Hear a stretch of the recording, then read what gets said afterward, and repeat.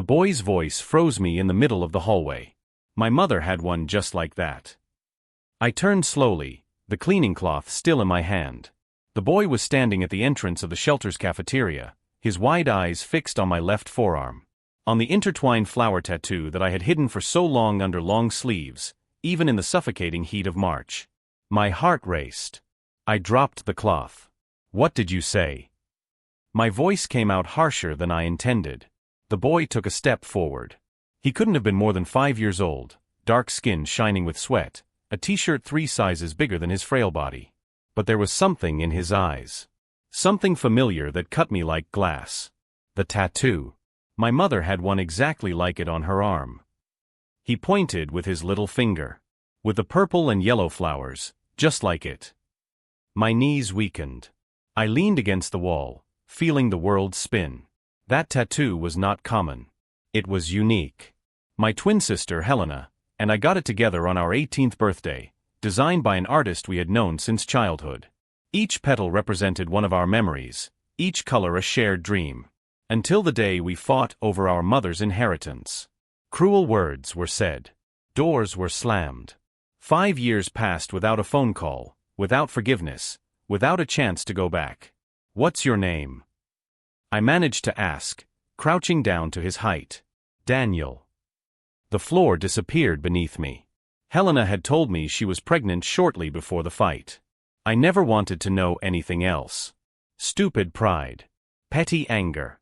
And now this boy was there, in front of me, at the shelter where I cleaned floors to survive. "Where is your mother, Daniel?" He lowered his eyes. "She went away. She had a bad motorcycle accident. After that she became strange. She didn't remember me very well anymore. One day she left and never came back." If you are enjoying this story, don't forget to subscribe to the channel, like the video, and leave in the comments what you thought and which city or country you are watching from. I held the boy's face with both hands, trying to see through the tears that blurred my vision. I had a nephew. And he was alone. I spent the night awake in my tiny room, the yellowed photo of Helena in my hand. We were identical in that image, hugging in the backyard of our grandmother's house. Before our mother's death. Before the will. Before everything fell apart. The next morning, I looked for the shelter coordinator. I need to know about Daniel. Who brought him here? Donna Carmum adjusted her glasses, suspicious. "Why the interest, Isabella? You're just part of the cleaning staff." I took a deep breath. He might be my nephew. The silence weighed between us. Carmum opened a battered folder, flipping through the papers with excessive care, like someone afraid of what they might find. "He was left here 3 months ago by a woman named Renata. She said she was a neighbor, that the boy's mother had disappeared after a serious accident. She couldn't take care of him alone anymore." Carmum looked up. The mother's name was Helena Souza. My last name. My sister. "Do you have an address?" She did. But the apartment was evicted last week. I ran out of there, straight to the neighborhood where Helena had lived. The building was old, cracked, with clotheslines filling every window. I knocked on the door Carmum had indicated. A woman around 60 opened it, tired and wary eyes. "Renata." "Who wants to know?" "I'm Isabella. Helena's sister." She stared at me for a long moment, then opened the door.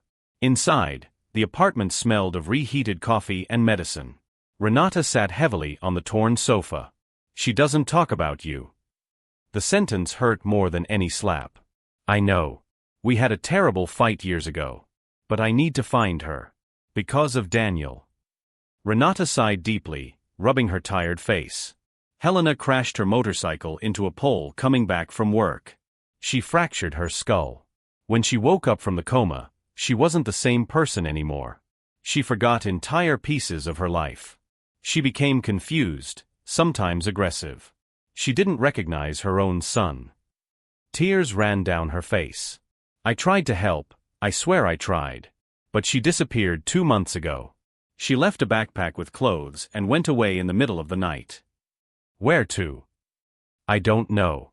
But she took a photo. Of the 2 of you still children. My chest tightened. Helena still remembered me. I spent weeks searching. Hospitals, police stations, Shelters, churches. Every closed door was a stab wound. Every "we don't know anything" dragged me further down. Daniel asked about his mother every day, and I lied, saying we would find her soon. Until one rainy afternoon, a nurse at a community health clinic recognized the photo. She was here. She didn't want to identify herself, but she asked for medication for severe headaches. She said she worked at a mechanical workshop in the industrial district. My heart raced. I took 3 buses to get there. The workshop was small, stinking of oil and hot metal. An old man in a dirty coverall greeted me. Helena? She works here, yes. Good with engines, but kind of quiet. Strange. Can I talk to her? He pointed to the back. I walked slowly, the sound of tools echoing off the rusted walls. And then I saw her. Short hair, different from the long hair she had always had. Thinner. Grease stains on her face. But it was her. Helena. She turned around. Looked at me with no expression. Yes. As if I were just some stranger. It's me. Isabella. Your sister. She blinked, confused. Put down the wrench and wiped her hands on a dirty rag. Isabella. She repeated my name as if testing its sound. Do I know you? I wanted to scream. I wanted to cry. I wanted to shake her until she remembered everything. But I just took a deep breath. Yes. We grew up together. We were best friends. I showed my arm, the tattoo exposed. We did this together. Helena frowned, looking at my arm, then at hers.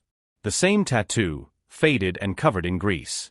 I don't remember much from before the accident. I know. But I need to tell you something important. My voice trembled. You have a son. Daniel. He's 5 years old and he's in a shelter waiting for me to bring him to meet you again. Her face twisted. Pain. Fear. Confusion. I have a son. You do. And he needs you. We fought years ago over nothing, over stupid pride, and I lost you. I lost years of your life and Daniel's. But I won't lose anything else. I held her dirty hands. Let me help you. Please. Helena looked at our joined hands. A tear ran down her grease-stained face. I'm so afraid. I took Helena home that same night. She trembled on the bus seat, looking out the window as if everything were new and frightening. In my tiny room, I showed her old photos. Our childhood. Our parents. The day of the tattoo. I don't remember all of this. She touched the photo with hesitant fingers. But I feel something in here. As if it were important. In the following days, we talked for hours. I told her about the fight, about the will, about how stupid I was to let pride destroy everything. Helena listened in silence, trying to put together a puzzle without all the pieces. But talking about Daniel was different. She froze. Fear took over. What if I don't know how to be a mother again? What if he hates me for abandoning him? He doesn't hate you. He just wants you back. I scheduled the meeting at the park near the shelter. A sunny day, children running, birds singing. Daniel appeared holding Donna Carmum's hand, eyes shining with hope and terror. Helena was sitting on the bench, tense like a guitar string about to snap. Mom. Daniel's voice came out small. Helena stood up slowly. Looked at that small boy who had her eyes, her smile, his dark skin shining in the sun. And something broke inside her.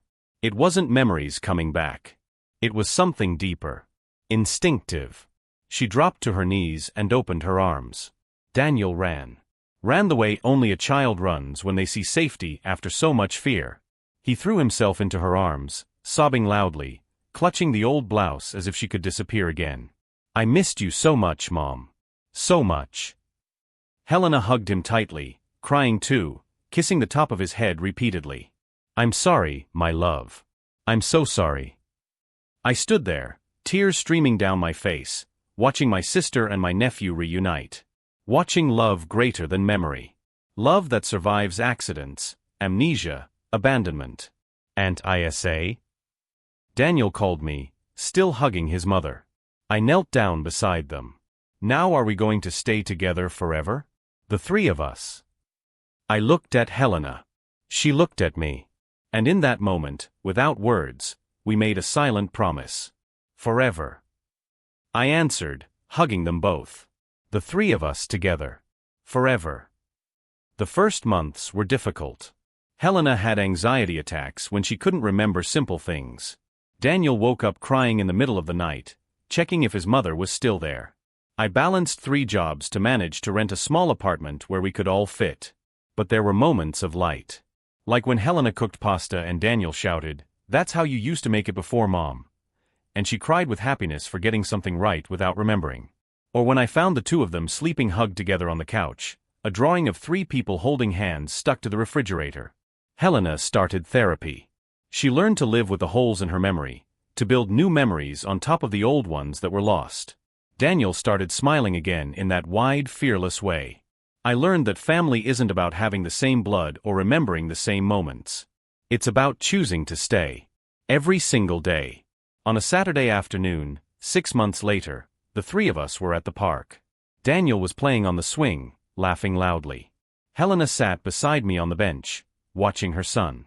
"Thank you for not giving up on me." I held her hand. "You would do the same." She looked at our tattoos, side by side. The intertwined flowers that once symbolized unity and later became a painful reminder of everything we lost. "Do you know what I remembered yesterday?" Helena smiled softly. "When we got these tattoos, we promised that nothing would ever separate us. And in the end, that was exactly what brought us back together." She was right. That tattoo had been a bridge. It had been a map. It had been the proof that some connections are too strong for any fight, accident, or time to destroy. Daniel ran over to us, sweaty and happy. "Let's take a picture?" The 3 of us together. We did. 3 wide smiles, 3 intertwined arms, 2 identical tattoos shining in the sun. A new memory being created. A new story beginning. Because family isn't about perfectly remembering the past. It's about building together every day that comes next. If you enjoyed this story, don't forget to subscribe to the channel, like the video, and leave in the comments what you thought and which city or country you're watching from. Your presence here means a lot.